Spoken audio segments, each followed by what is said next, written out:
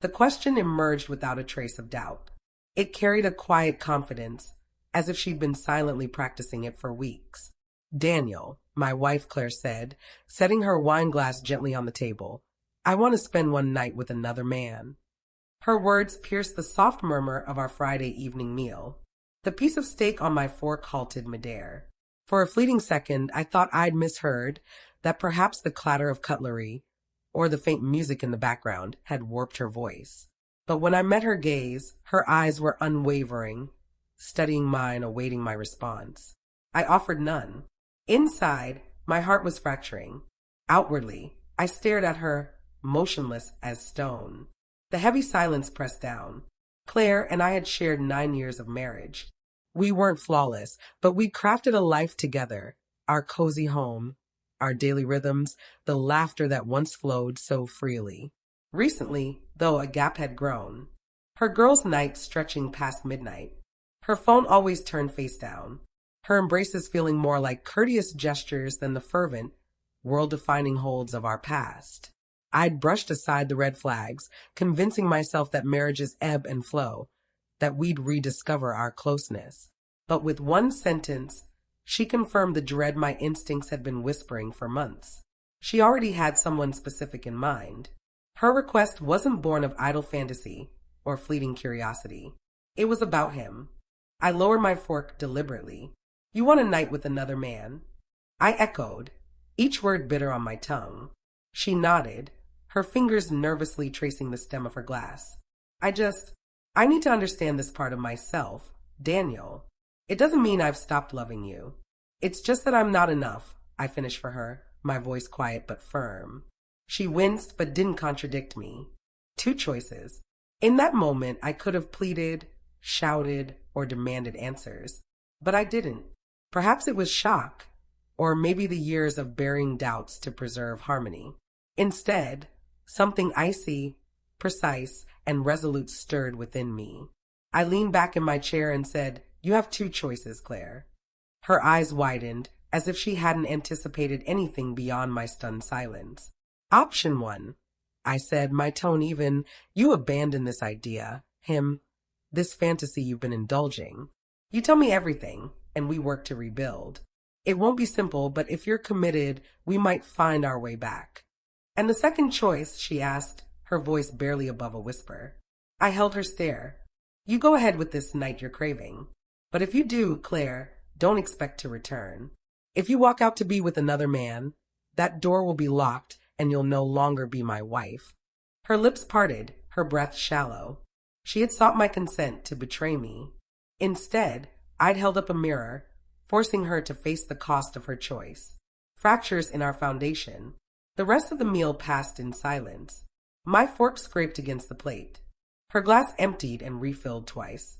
I didn't push her, didn't demand an immediate decision. I wanted her to feel the gravity of what she'd set in motion. That night, we lay on opposite sides of the bed. Her breathing was uneven, restless. Mine was empty.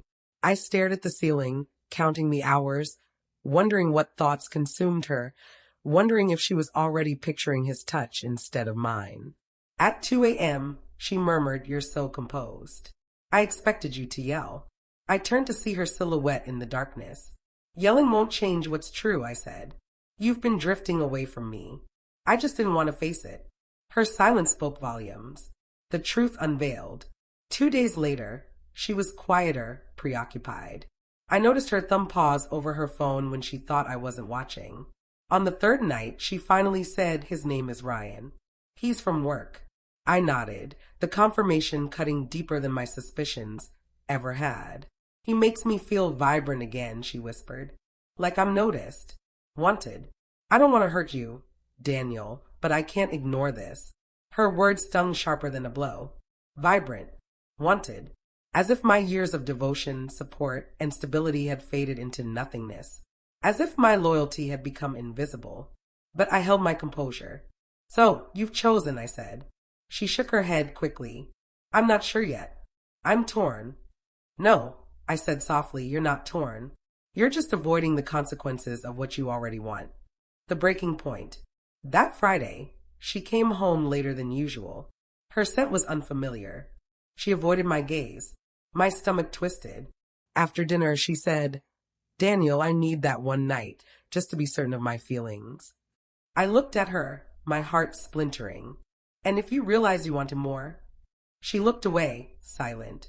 That silence roared louder than anything I'd ever heard. I stood, walked to our bedroom, and pulled a small suitcase from the closet. I set it on the bed. Her eyes widened as I unzipped it and began folding her clothes. Daniel, what are you doing? You've made your choice, I said, my voice flat. You can have your night, but you won't return to this house afterward. If you're willing to gamble our marriage, it's already over. Her hands trembled as she reached for the suitcase. You can't just— I can, I interrupted sharply. Because I won't be an option, Claire. I won't share. My wife, that night she didn't leave. She begged, cried, insisted I was overreacting, that it was just one night, just curiosity, that she still loved me.